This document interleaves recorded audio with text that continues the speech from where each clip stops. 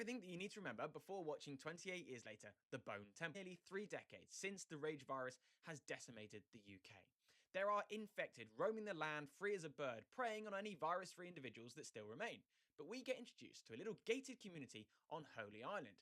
Here we find Spike, Jamie and Isla. Alfie Williams, who plays Spike, must go get his first kill. They must venture across the causeway onto the mainland of England to get his first kill of an infected. And this is what makes him a man in today's new age. After a very messy but successful attempt at killing his first infected, Spike returns with his father, Jamie, played by Aaron Taylor-Johnson, to Holy Island. Here they have a massive party because Spike is a man, wahey! But unfortunately Spike walks in on his father having an affair. Spike's mother, Isla, played by Jodie Comer, is incredibly unwell, and after finding out there's a doctor on the mainland that might be able to help them, Spike manages to escape his village with his mother to go find Dr. Kelson. Now Spike and Isla have made it onto the mainland, and after fighting off plenty of infected and having some very scary moments, Spike and Isla find refuge in a gas station.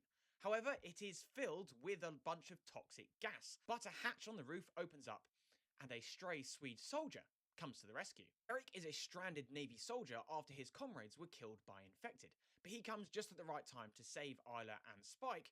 However, amongst this, Isla's condition has worsened tenfold. She's kind of forgetting who she is, where she is, and even struggling to stay conscious. On their travels, the trio come across a pregnant infected. Yes, the infected can procreate, but with this inside a little train, Isla, amongst the chaos of it all, helps the infected give birth. Alpha turns up, beheads Eric, and we get introduced to Samson. Thankfully, just in time, Dr. Kelson arrives, who seems to have a very mutual understanding with the infected, and he can control Samson using a dart that we don't really know much about yet. Dr. Kelson takes Isla, Spike, and the baby back to his home, where we find the Bone Temple, a massive structure built upon skulls. It's here that Dr. Kelson says that Isla is terminally ill. He takes her away from Spike and euthanizes her with a load of morphine. During this moment that Samson attacks Dr. Kelson and Spike, Spike returns with the baby to Holy Island but leaves the baby on its own with a note saying this is baby Isla.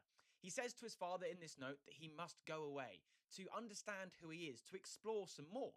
And we then get a flash forward 28 days later to Spike. He is being chased down by some infected but is saved by a brand new cult led by Jimmy. This isn't any old Jimmy, this is Sir Jimmy Crystal that we actually saw at the very start of the film. Now with this, he is joined by his cult, his crew, the Jimmies. That brings us to now, 28 years later, The Bone Temple, directed by Nia DaCosta. I'm watching it early tomorrow, I'll be doing an instant reaction and then breaking down the plot later in the week. So hit that follow button for more, because that's